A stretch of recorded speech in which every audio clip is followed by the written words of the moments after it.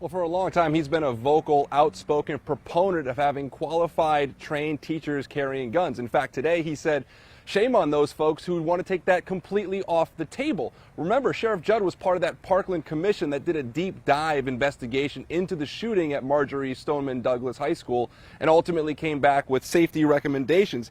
He says, and we know this, most shootings occur in less time than it takes for cops to get to the scene. So he says having volunteer, and he stresses volunteer teachers with strict firearms training, which, by the way, means that it exceeds that of law enforcement officers, having those teachers really would be a tool in keeping kids safe. The issue really is some districts, including Hillsborough, Sarasota, and most recently Manatee counties, have taken their own votes to say no, they will not arm teachers, even if this bill becomes law. The sheriff, as you can imagine, thinks that's a bad idea because he says you're taking a tool off the table.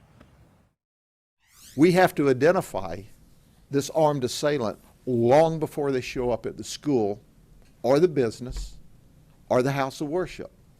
But when we don't, and that armed assailant with his gun is walking down the hallway to walk into your child's classroom to slaughter your child and all of the colleagues in that class, and they've arrived and gotten into that room and bypassed everything, and there's no cops around.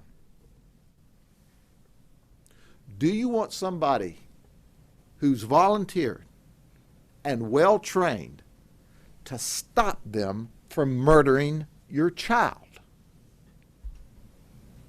That's an easy answer for me. I got grandkids in this system. You could really hear the passion in his voice. Now, that school safety bill, it's SB 7030.